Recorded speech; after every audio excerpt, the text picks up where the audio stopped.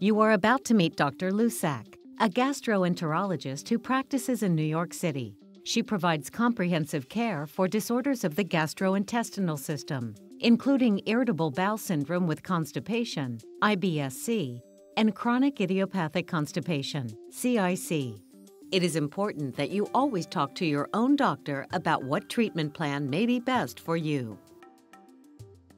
Irritable bowel syndrome with constipation is characterized by abdominal pain or discomfort associated with constipation. People with IBS-C have hard or lumpy stools at least 25% of the time, and loose and watery stools less than 25% of the time. IBS-C is a condition that is chronic, long-lasting, intermittent, and recurrent. Although estimates vary, as many as 30 million adults in the United States suffer with irritable bowel syndrome with constipation.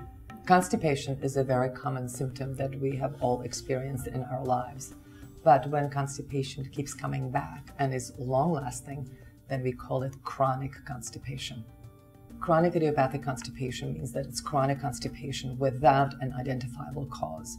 Idiopathic means that the cause has not been determined. Chronic idiopathic constipation affects approximately 35 million adults in the United States, although estimates vary. The most common symptoms of IBS-C are abdominal pain or discomfort and constipation.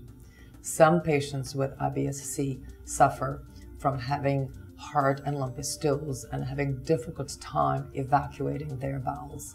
They may have a sense of incomplete evacuation, which means that they feel like they can't evacuate their bowels.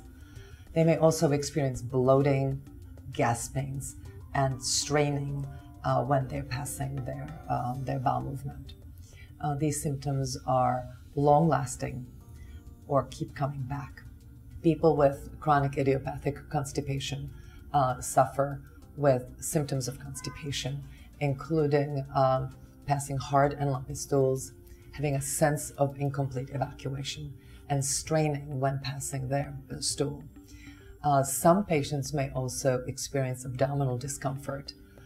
These symptoms are frequent and can be very bothersome. There's no cure for IBS-C or CIC, but there are ways we can help manage the symptoms. I suggest at first to my patients that they change their diet, they add more fiber to make the stools softer. Also, they need to drink about 6 to 8 glasses of fluid per day to again make the stools softer. And exercise also has been found to be helpful in managing the symptoms of IBS-C as well as CIC. Patients with IBS-C and CIC, when they make changes in their diet and exercise, they should speak first to their doctor to make sure that it's safe. In addition to diet and exercise, over-the-counter laxatives and stool softeners are approved for the treatment of occasional constipation. But these products are not intended as the treatment for chronic idiopathic constipation or IBS with constipation. I also explain to my patients that they are FDA-approved prescription treatments for IBS-C and CIC.